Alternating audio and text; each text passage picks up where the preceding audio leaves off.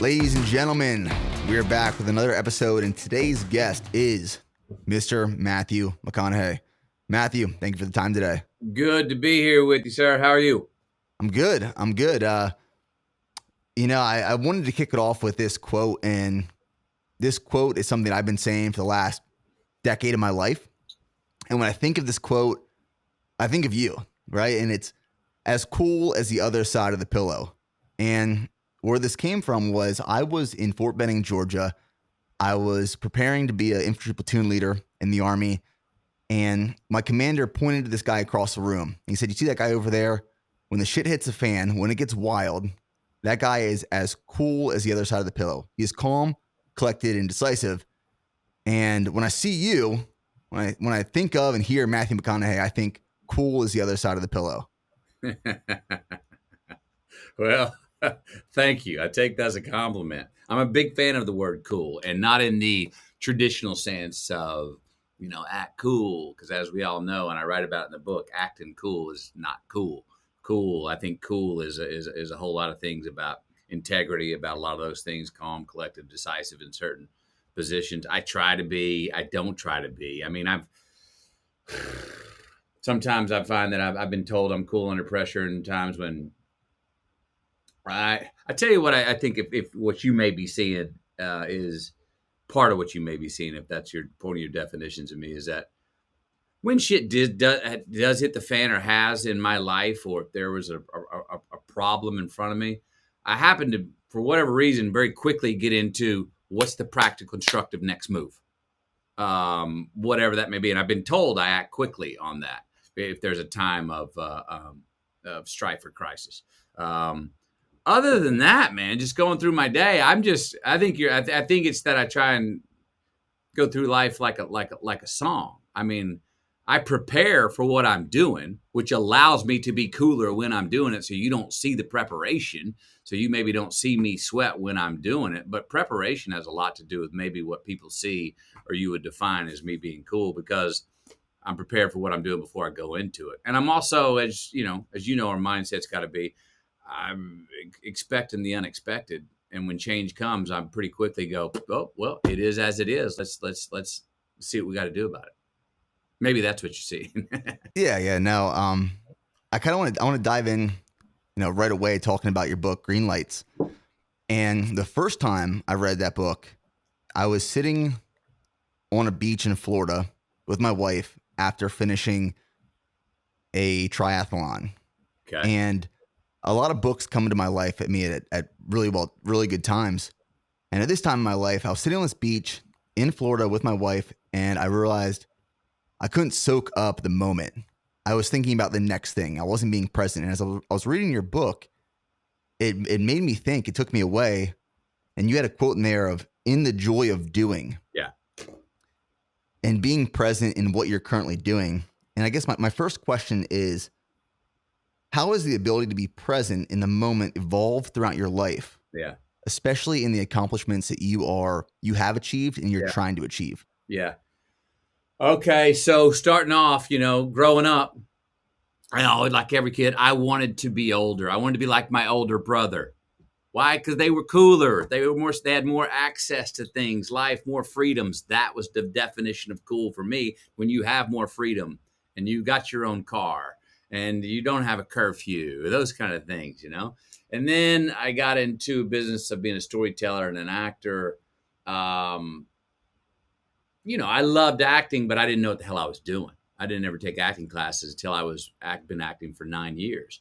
I had good instincts for it, but I didn't really know what I was doing. I then went and started studying my craft. As you know, scary proposition when you have great instincts or something, and then you start to learn and you're a nugget what the hell it is you're doing. There's a bridge of awkwardness, because what you were just doing without thinking before, now you're starting to get details and deconstruct it and define it. And so I had a couple of year awkward period there where I wasn't doing good acting. I wasn't getting the auditions because I was actually becoming conscious of what the hell I was doing.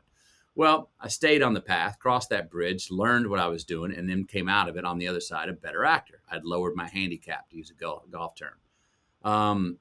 Did I, I chased results? Sure.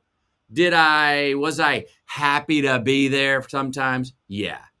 Was I overly impressed maybe with where I was and going like, man, I mean, a small town kid from Uvalde, Texas. I mean, I'm ended up in Hollywood. I'm famous. I'm making this kind of paycheck for going to work on this kind of movie. What do I got to gripe about? Thank you. Yeah, I had some of that. And that's good to an extent. But what hit me later on, which was about 15 years ago, was, hey, you got to be, and I write about the book, you got to be less impressed and more involved. You got to be more, we have to be more than just happy to be here at whatever level of success we've gotten to. And in the last 15 years, I really started practicing, hey, head down, process, forget the result, do the process out minute by minute, just behave minute by minute and with your head down, and don't worry about the result. And what I found is I got more results than I ever had before. I got more adulation. I got more trophies, so to speak. I got more of what I wanted in life when I put my head down and quit worrying about the so-said result. Now I'm trying to keep practicing that same thing. That's how it's evolved. If that answers your question, though, joy in the doing. I mean, best rounds of golf I've ever had are when I walked off the 18 green and was headed to the next tee box and had to get reminded, no, you finished your round, bro. We all know if we play golf, you look at your scorecard. Ooh, I'm 3 over going into 16 tee box. Well, you're asking for a bogey or a double if you're getting conscious of it, right? The best work I've done in acting, or when it's the last day of shooting, we wrap. I'm like, all right, everyone, I'll see you tomorrow, and they got to come remind me. No, there is no tomorrow. We're done. That's a film wrap, and then I'm like, oh, really? To be unconscious of the finish line. I talk about it in the book. Bo Jackson, he didn't get choked at the goal line because he ran across the goal line, through the end zone, up the tunnel. The best snipers don't aim at the target. They aim on the other side of the target. And so that's the part of the joy in doing, is having that sort of an idea of an immortal finish line, and let the world come tell you when the game's over, the proverbial game's over, or when your job's done. I'd say it's helped me this last 2 years with COVID and Delta. I early on tried to get in my mind that this is going to go on for years. True or not, hopefully it's false. That heightened my survival skills. If you know about anticipation fatigue, if you're sitting there thinking like, this is going to be over next week, and then next week comes, not over. Oh, it's going to be over next week. Oh, and the next week, and the next week. You waste a lot of energy anticipating the end of something. When it's a false ending, you end up looking back and going, I wasted 30% of my energy anticipating something to be over along the way. So if I get in my mind, hey, it's going to be a long time, so let's settle in and get in for the endurance ride here. I find that I'm dealing with COVID better. I find my family's dealing with it better, with the frustrations of it. When we are locked into, hey, this could go on for a long time, gang. Hopefully it doesn't. And hopefully it won't. And then someone will come up and go, hey, man, it's over. You can move freely. And then I'll go, oh, I was ready for another round. So that's part of the joy in doing, if that answers your question. No, that does. And happiness, as I talk about, happiness is usually a result. If I get this, then. If I get to the top of that mountain, then I'll have the ta-da moment of, oh, I've got it. Oh, I figured it out, which is all BS, because they're all false peaks. They're not false peaks, but they're never the peak. And so, yeah, I've learned that every time I've achieved something, got to stop thinking that, oh, that's going to be the answer. It never is. It's an accomplishment. I've learned a little more, but there's millions, infinite number of peaks on the other side. So, oh, here we go. Let's keep hiking. Let's keep climbing. Do you think that comes with maturity and wisdom? Because, me and Wyatt, we recently did this podcast together, and we talked about how we think perspective and experience over time and being patient builds maturity and builds wisdom. Do you think that's part of that? 100%. Yeah. I mean, look, it's wisdom to the fact. I mean, I've found that it's just also factual. I've chased ta-da moments of, oh, I'm going to have the bliss of all knowing at this point, and felt like I did at certain points. very quickly after that, I was like, oh, you weren't even you weren't even tapping into a big major truth. You may have been circling around it, and bravo, good for you, but you didn't find it.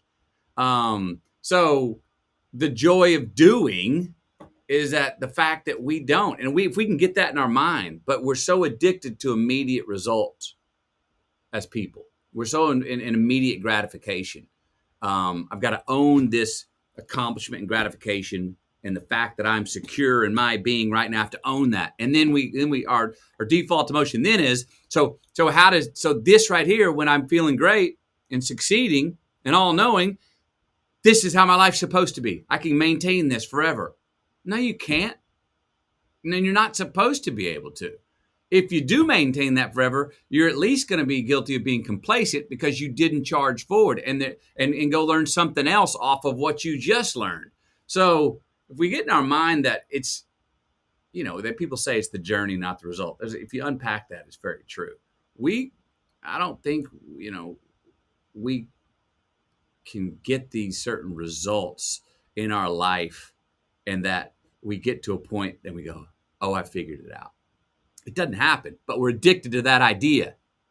And so we're chasing actually a false summit. And that's actually what I think happiness is for a lot of people. It's a result-oriented thing. And it's vacant once you get there because it has no endurance. It can't really last. So the wisdom, I would say, comes from just realizing that's a fact of life.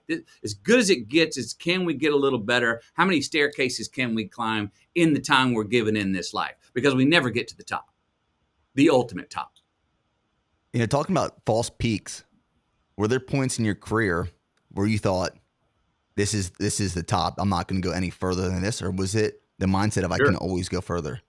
Well, yeah, there was times where I was like, are you kidding me? Like I was talking about earlier, that imposter syndrome or the idea of just being so thankful. I'm big on gratitude, and I believe everyone should have more of it.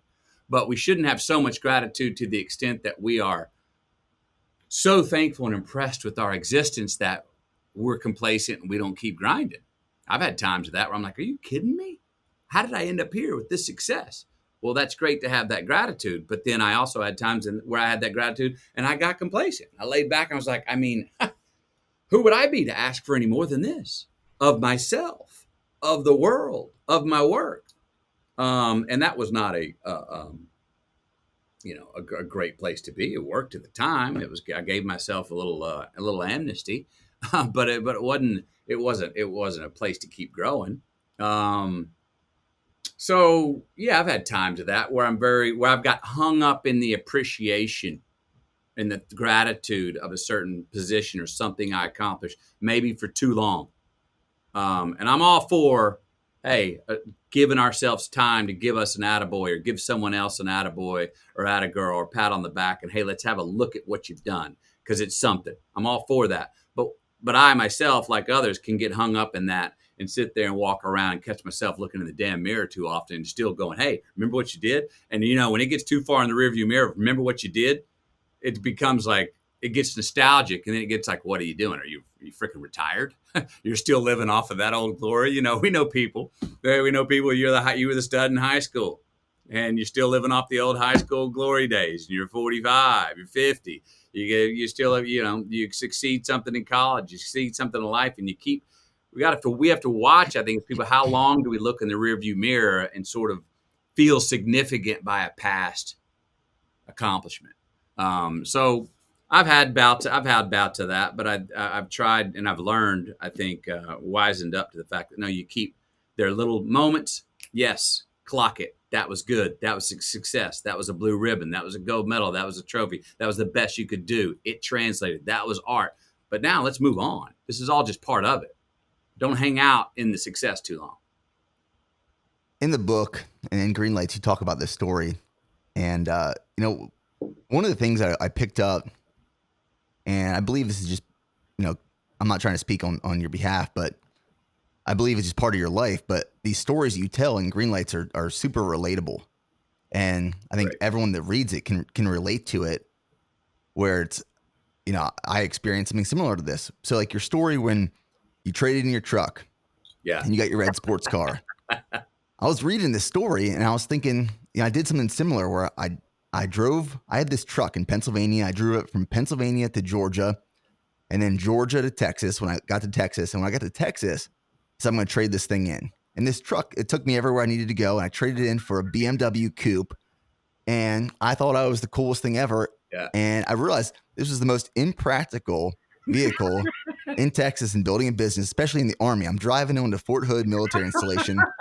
Dirt's flying everywhere in this BMW coupe. And I love that story because it's relatable. And then you tell another story, in 1996, after A Time to Kill, when you realized I'm famous. Yeah. Like there's all these people looking at me. Yeah. And I think all these stories come together. And my question is, for someone who has reached so much success, it seems like your values are still so strongly rooted. And is that the basis for all your decisions you make? Like in the beginning of the conversation, I said, cool's the other side of the pillow in terms of making these deliberate, decisive decisions, right, rather than emotional. Is that value based? If trust is a value, if faith is a value, if belief is a value, which I think they are, then yeah. Meaning, I would argue that anyone who, and we all do, I know I do, but I would argue that anytime we get nervous or anxious or over a mortal situation, that it's proof that our faith is not as strong as it can be. Whether that's a faith in our God, whether that's a faith and belief in ourselves, whether that's a faith and belief in other people. What are we doing worrying about these mortal things? We're here for this little blip. Timelines in history. I was just reading through some old notes, and I came across this factoid that I thought was super cool. That is very relaxing to me and makes me feel very insignificant. And in that insignificance makes me feel very powerful, which is if the history of time was one day, all right, and it started at 12 a.m. at the beginning of time up until now, and it's 12 a.m. the next day right now, 24 hours. Humans came into existence at 11:40 p.m. America came into existence at 11:59 and 42 seconds. Now you look at that and you go, whoa, we're here for this little bitty blip. Oh, it doesn't matter. It's what I talk about in the book when I say in that place where we go, oh, nothing matters, is right there where we go, oh, well, then it all does.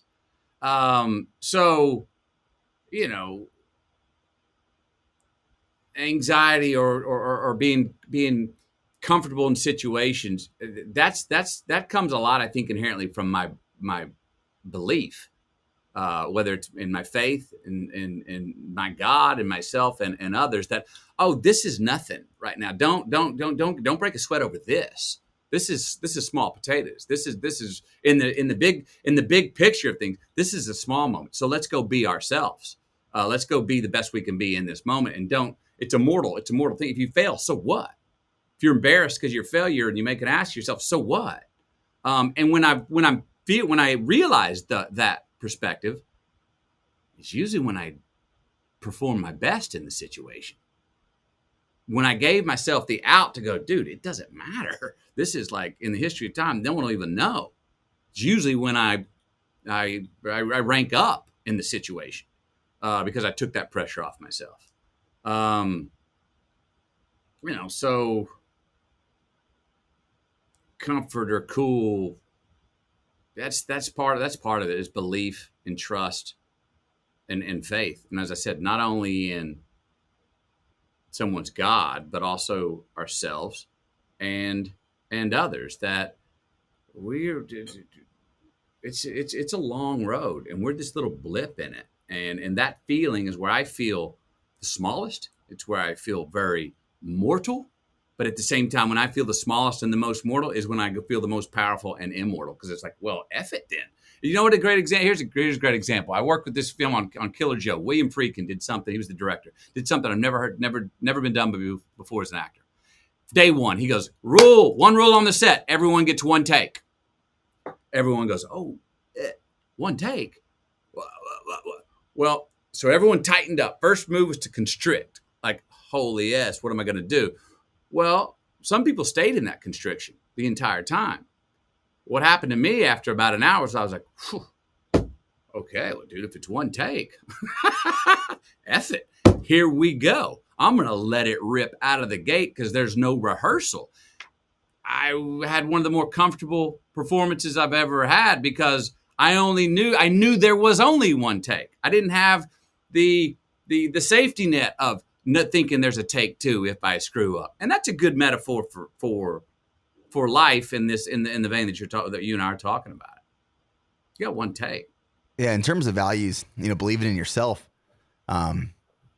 I have this door that's in front of me right now, and I have a whiteboard to the left of me. Doors in front of me. On the whiteboard, I have like my to-do list. I can write things down and what I'm working on.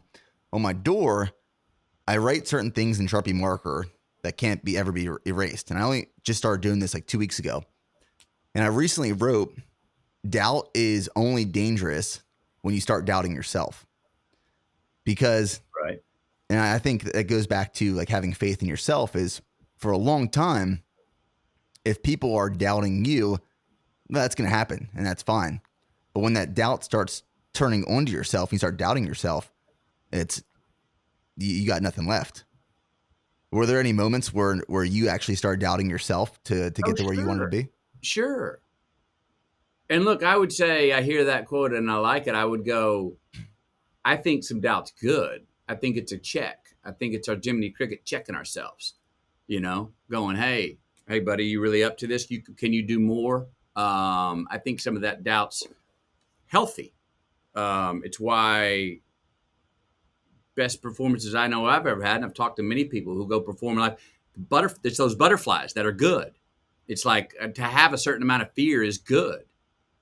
To be scared and afraid, I would argue, is not as good. But to have a certain amount of fear or a little bit of doubt can be healthy. But yeah, it can be unhealthy when it starts to paralyze us or keep us from going, I'm not going to go introduce myself to her because what if she says no? Well, I look back and I go, well, geez, she turned out to be mother of my children and my wife. I'm so damn glad I got over that doubt of going, then I went and did it. So we have to overcome that thing. But I've had plenty of times where I've had doubt. I have plenty of times in my life still where I have times of feeling insignificant, not confident. My heart and my head are out of line. I'm frustrated, confused. What the hell am I doing? I just don't. I think I've done a pretty good job of not letting it paralyze me and not letting it immobilize me, because I'll at some point get sick and tired of the feeling and go, hey, cut it out, McConaughey. I'm sick of it. Quit making excuses. Let's go find out. Let's go fail. Come on, go ahead, get your ass out the door, put your shoes on, and then let's just go see and go fail. Let's go greet the monster that you're feeling doubt about encountering. And I go greet the monster, and it's usually like, oh, look the monster in the eye. It's okay. Wasn't as big of a boogeyman as I thought, which I think is true for all of us in so much of life when we have doubts. Reality turns out to be not as much of a boogeyman as we give it credit for being sometimes. The future turns out to be less of a boogeyman than we give it credit for being sometimes. Do I trick myself into taking action like that sometimes? You damn right I do. Sometimes I just go, by hook or by crook, I'm going to do it. I'm going to go find out. Let's play the game. Hell, I don't know. Get out the door and find out. I just don't want it to. I found that I, at some point, don't let it immobilize me and keep me. Because of this. Here's the nut of that, Nick. I like to know. I also like to know what I don't know. If I succeed at something, I want to be able to look in the mirror and go, you got a large responsibility in that, McConaughey. Good job. If I fail, I like looking in the mirror and going, you got a large responsibility for that, McConaughey. Either way, I know. What keeps me up at night is not knowing. Why the hell did that work? Why the hell did that fail? I don't know. I lost traction. I got a blind spot in understanding why something succeeded or failed that I was a part of. The not knowing is what keeps me up at night. That's what makes me doubt and fear of going, I don't even know what I don't know. I don't, that's what I don't like. So I'd rather know why I succeeded and know why something failed. Either way, and I can sleep okay with that. But that eliminates doubt. Then I got no doubt. Then I understand. I have no doubt why it didn't work. I'm clear why it didn't work. I have no doubt why it worked. I'm clear why it worked. The doubt of not knowing sucks. Do you spend a lot of time in solitude to break this down? Because, like, for me, when I'm trying to figure out why I failed at something, or why I succeeded at something, or why I let someone down, I'm in my head really digesting that. Like, my wife will say, "Why are you being quiet tonight?" Right. And my brain is just, it's cooking. Do you spend a lot of time in solitude to break this kind of stuff down? Or what is your Not like technique? intentional solitude. I've never been good at like, okay, from 2 to 4 today, I'm going to go to my office and think. That's a paralyzing feeling to me. I do find that I process things in movement. I really love processing things on the road. Talk about driving. The simple motor skill of a foot on the pedal. You're doing 55. You hadn't thought about the pressure on the pedal. That you're in the same lane, but you hadn't thought about keeping yourself in. The simple motor skills release my mind to think freely and process a lot of that stuff. And then, I may not notice certain things I probably need to be thinking about, but if they keep returning and showing up to my mind the next day and the day after that and the day after that, I try to go, why does this keep coming across my mind? There's some unfinished business I've got with this situation or this person or this something that I did or didn't do. And I'll write these things down. I'll put them on my damn to-do list. This week, let's get into that. This week, let's call that person back and repair that situation that you burned a bridge there. You left that situation or that relationship in a less valuable position than when you entered it. I don't like that. Okay, can we go back and maybe at least come out even money? You know what I mean? I try to go back and pick up debits before they're too late. And trust me, I've got a few in my past that I still, even 20, 30 years in the past, you still need to repair those. They probably bug me more than they bug the person that I'm talking about I need to repair it with. But they're still on my mind, and I still put them on my to-do list. And I try to get to them, though, so they don't get – because you pack up too many of those, shit, you know how it is. They say a lie is harder to remember than the truth. Well, people that run around, you lie, cheat, and steal and burn somebody or treat somebody unfairly, you start to work up a quiver of people in your past and situations in your past. World gets real small, man. I mean, you got to go places. I talk about it in the book with Don't Leave Crumbs. You start having to go. You get enough of those in your past, you got to head out into the world looking over your shoulder. And looking over your shoulder, stealing your time. And I don't like having my time stolen. So I try to handle things where I can move freely without having to look over my shoulder. Yeah, for me, it's running, where I run in the morning, and I don't go out my run trying to think of something.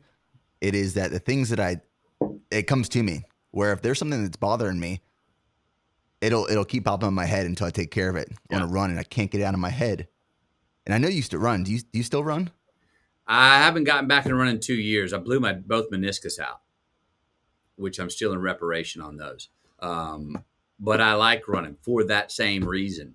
Fatigue is great for the mental process, man. When the body's like, it cuts out all the treble, all that extra stimulus and that BS that we don't need to be thinking about, and gets down to a baseline, and you start thinking about what you need to, or like you said, you don't think about it, it comes to you and lands, and dealing with that one thing is enough on your plate when you're fatigued.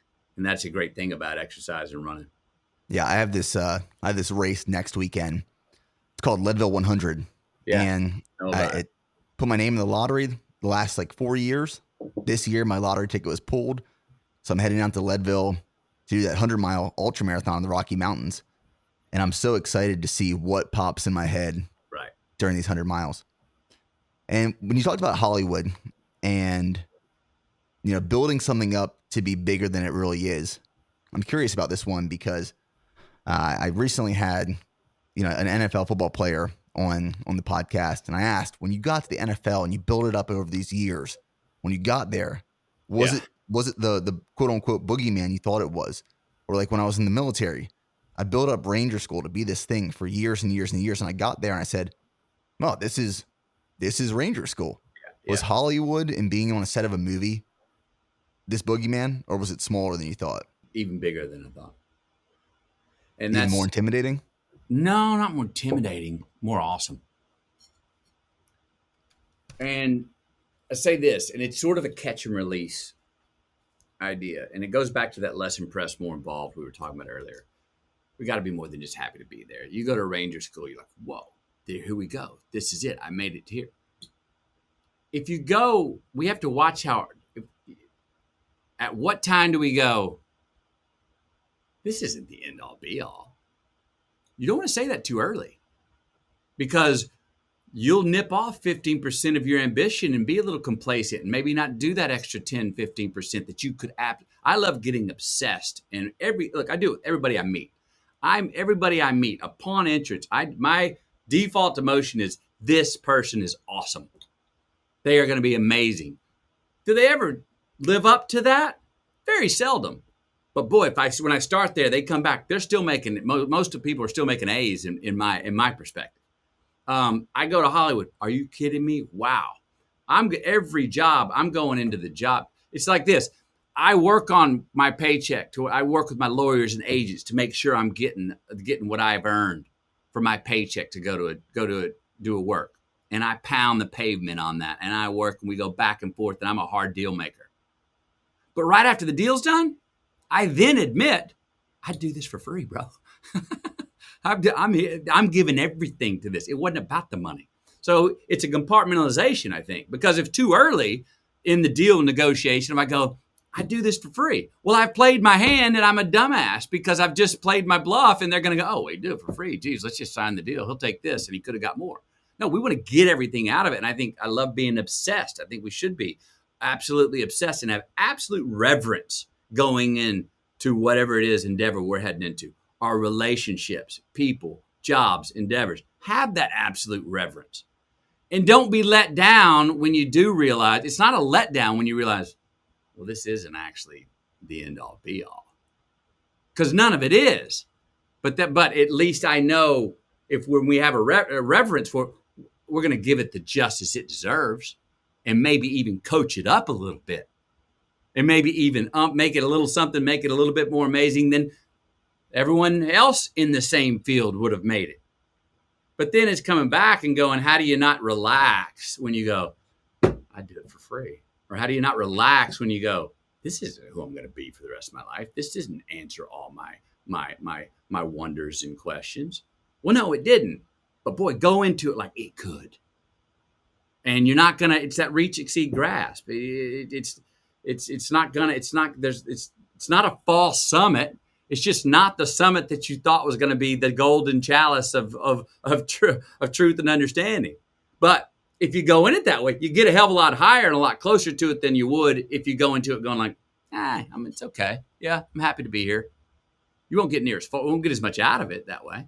So it's a bit of a compartmentalization, and those things happen almost at the same time. But you got to watch how quickly do you go, this isn't it. It's what I was talking about earlier about going, when I look at the timeline of a history and how nothing we're doing right now matters. Well, when you notice that nothing else matters and nothing really matters is when you go, oh, it all matters, man. That's exactly why. I got one take. Do you go, I got one take, so F it. I'm not gonna do my best. Or do you go, I got one take, watch this. I'm laying it down. And you underperform. Yeah, you won't know.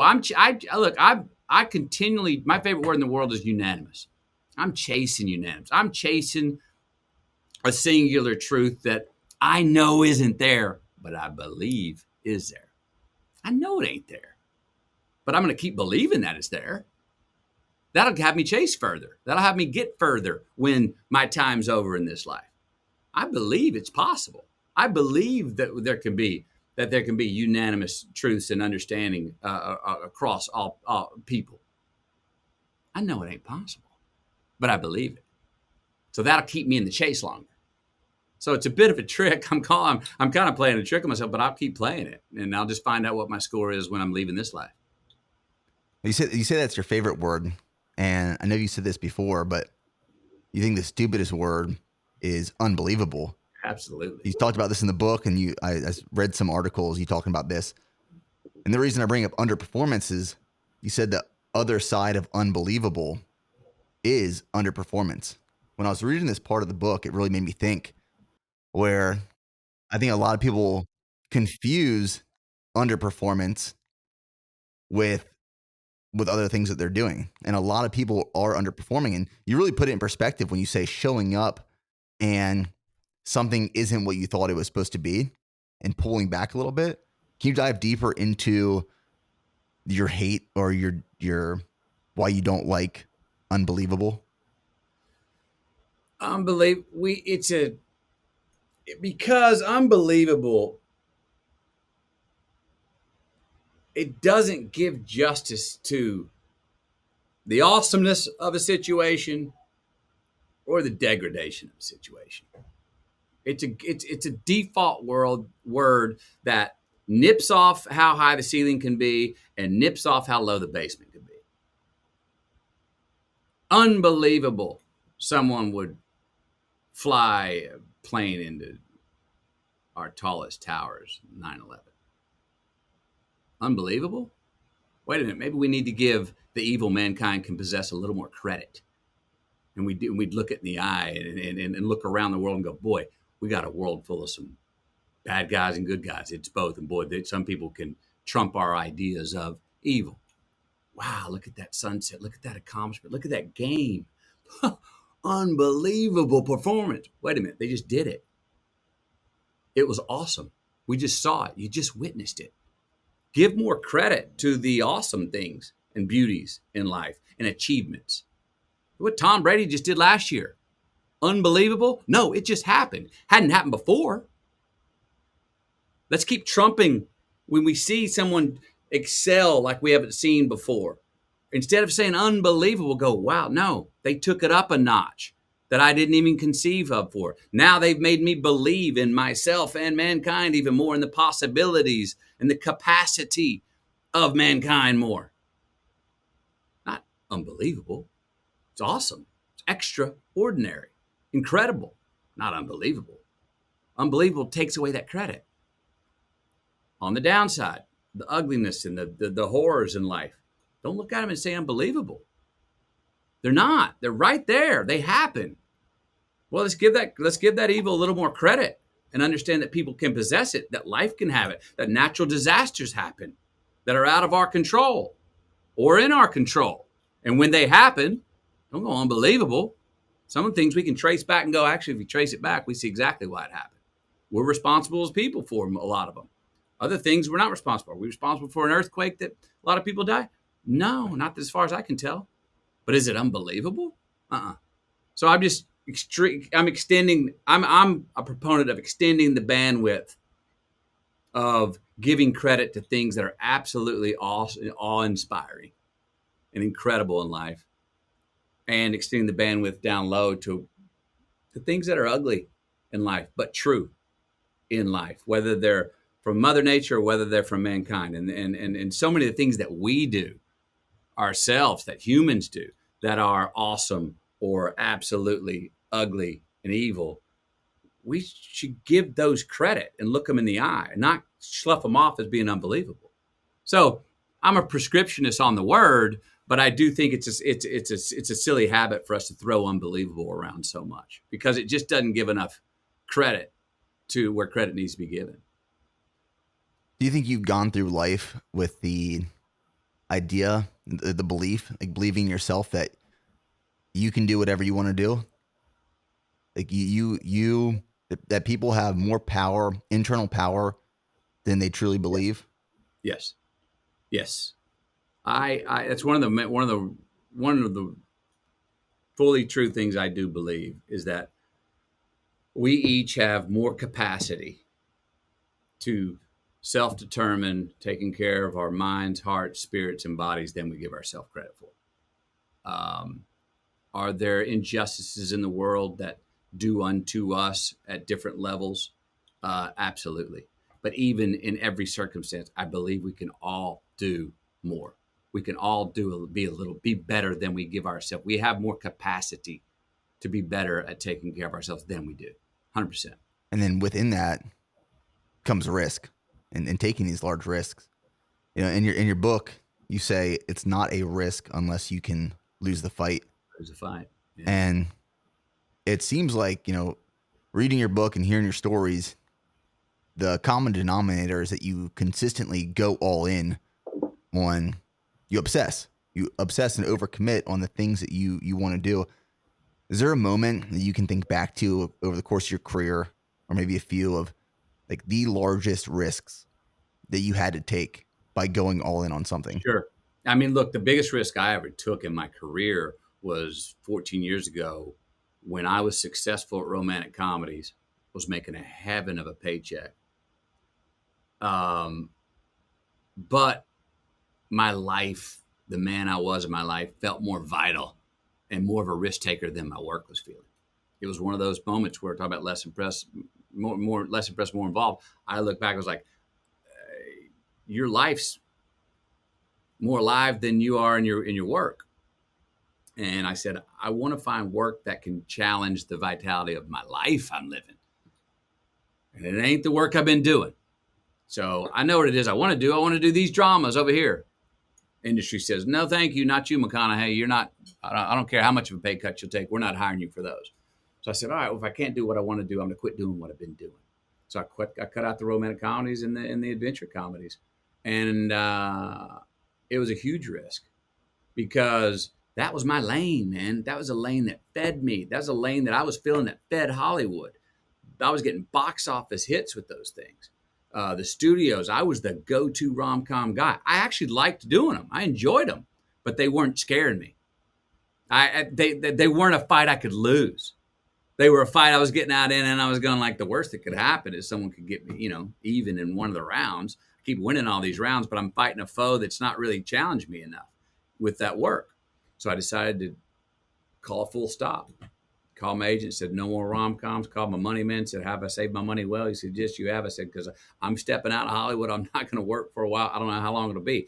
So I was taking a one-way ticket into the limbo of not knowing. And I didn't know how long it would go on. After a year, I thought, man, I may have written my one-way ticket out of Hollywood. Hollywood may have just given me the middle finger and said, who do you think you are, not doing what fed you and you fed us? You're trying to change lanes. You should have stayed in your lane. See you later, McConaughey. Nice run while you were here. I didn't know. I started to really think about, do I need to find another career, another job outside of the entertainment industry? I held the course. I was never going to, I never questioned going back and going after a year and a half even of no work, no calls. I'm calling my agent during that time going, man, anything? He goes, McConaughey, no one's even mentioned your name. I haven't heard your name in 3 months. I haven't heard your name in 5 months. I haven't heard your name in 6 months. I'm going, they forgot about me. I'm done. It was wobbly. I'm happy to say I have my wife there to help keep me stable, but those were long days. Feelings of insignificance and non-accomplishment, and that old bottle of whatever started to look better to have a little sip of earlier in the day, and I was like, hang on, stick to this, out endure it, and pay the penance, whatever it is. 19 months go by.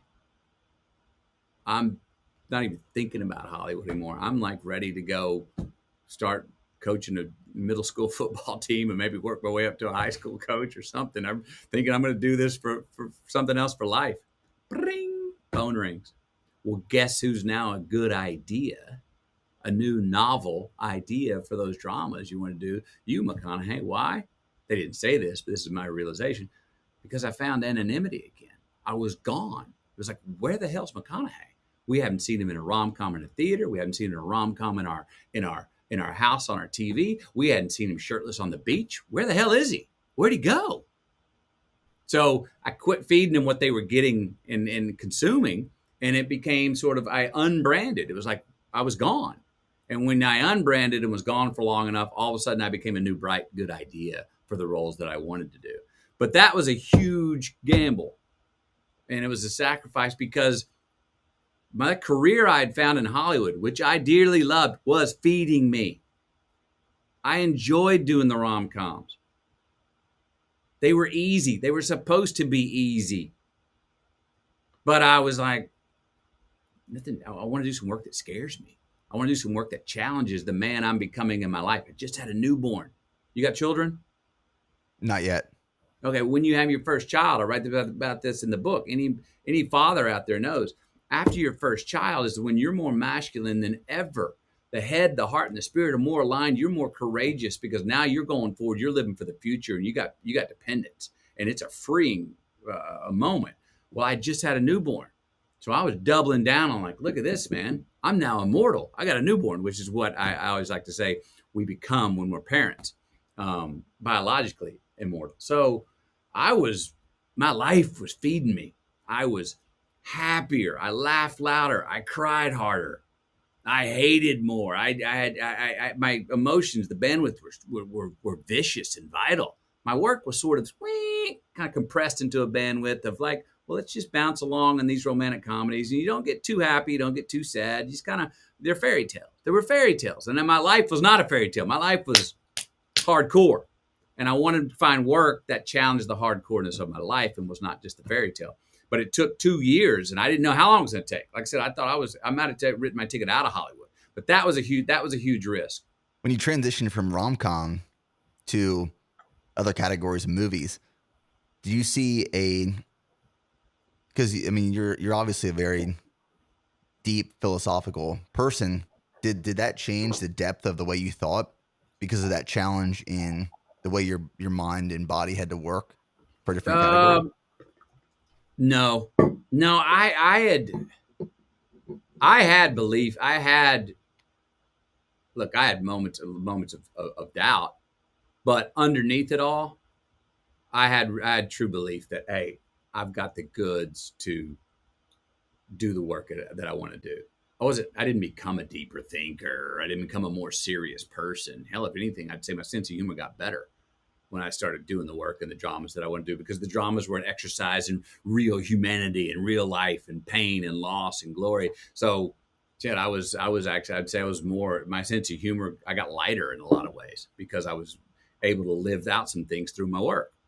So no, I didn't change and become that was always an odd narrative to me, is that people were like, oh, there was then McConaughey and then there's the now.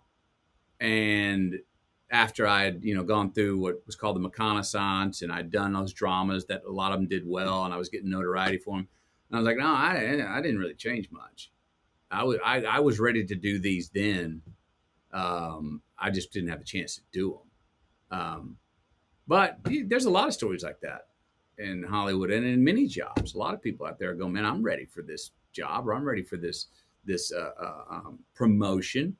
And you just, and we don't get them sometimes, or sometimes we do get them, and then we prove, see, I told you. So I mean, I had a deep belief that I had the goods to do what I needed to do, and I've always thought about life and humor very seriously. I mean, I've always been an existentialist mind, asking those questions since I was 15 years old. What are we doing here? What the hell is this all about, man? What's it not about? I mean, I love that. I've always said this: who better to investigate in life than ourselves? And I found that when we know ourselves better, and we're able to know other people better, when we respect ourselves more, we're able to respect other people better. I think it's very personal.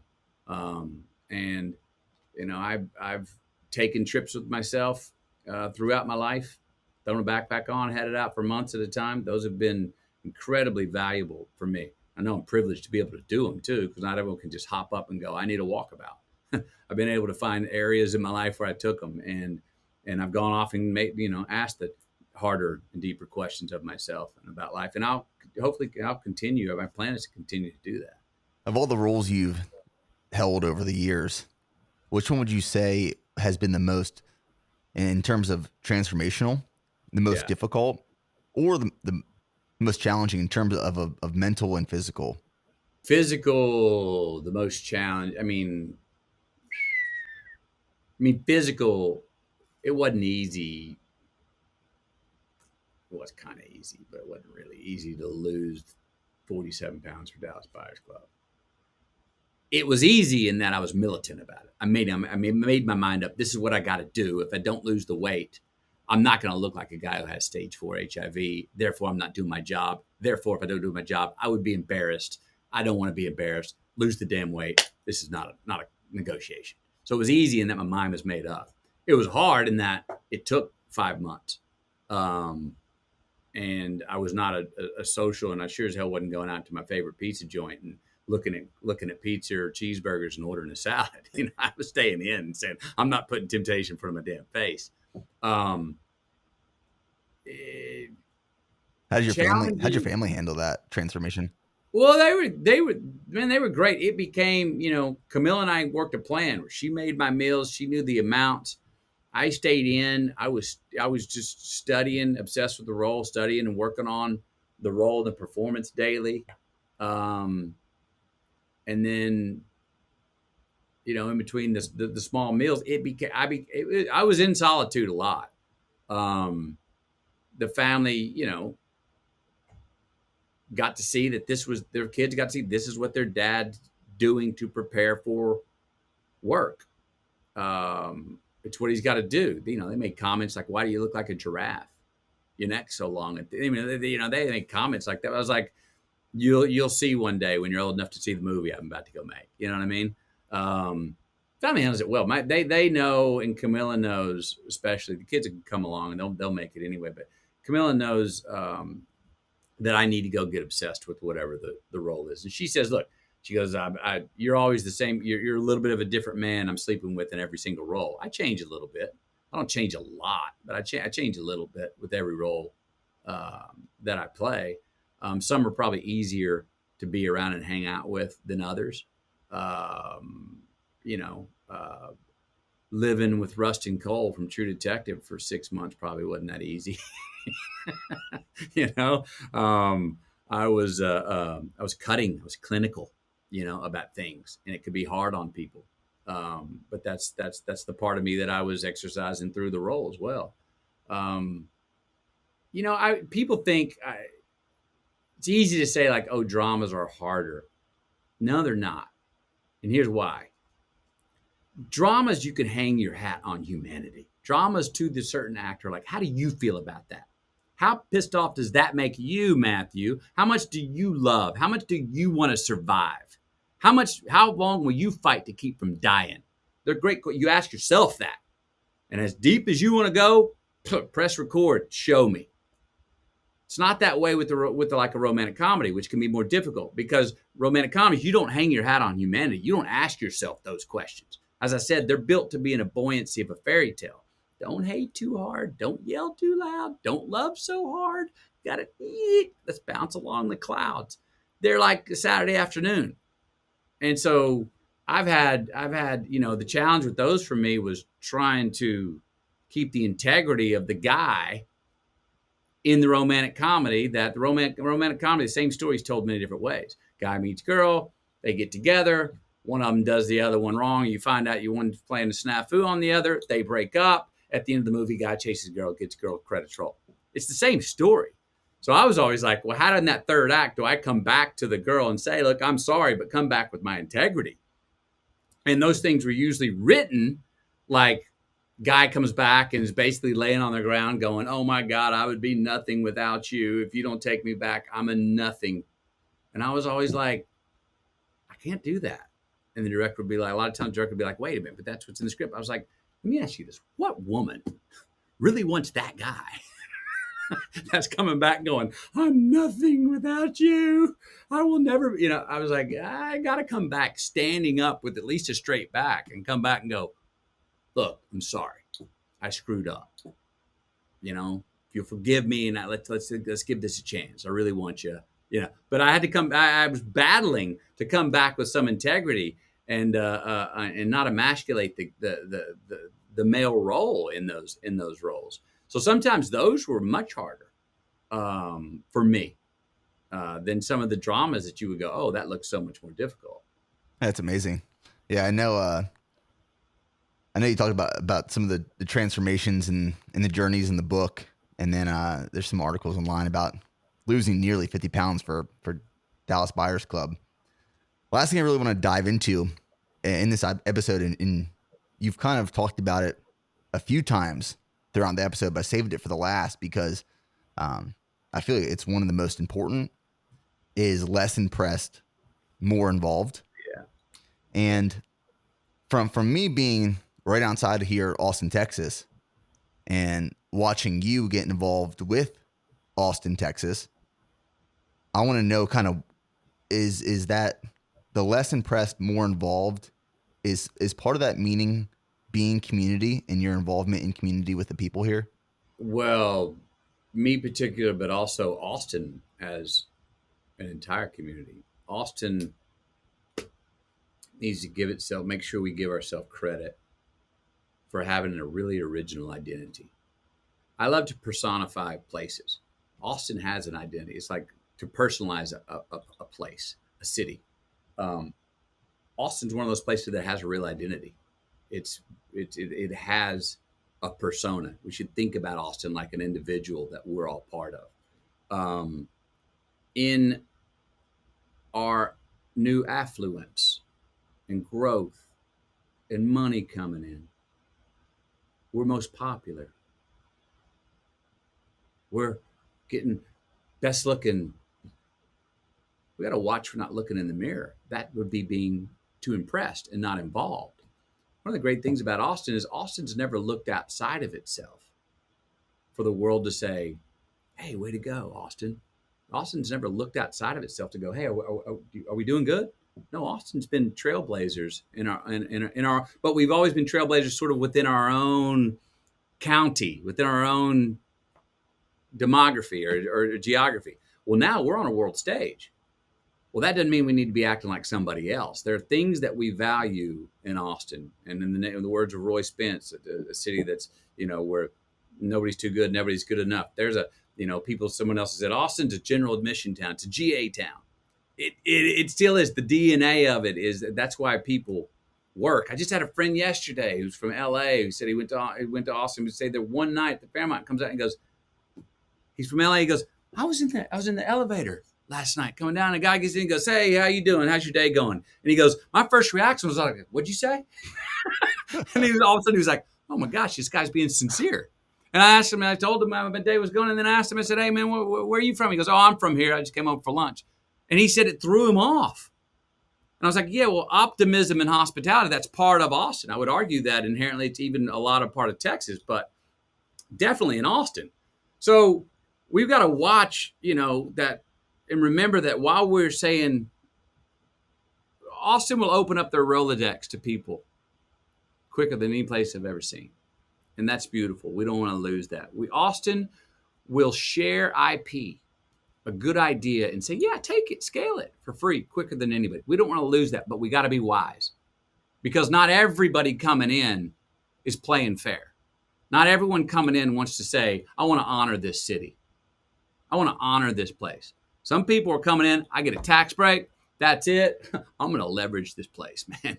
I'm going to use it. This city's going to honor me. And yeah, I'll walk around. Hey, how you doing? Be hospitable. And I'll say all the right things. These guys, I'm rolling over them. I'm stealing that IP. We have to watch that because there are we got to admit it. There's foxes.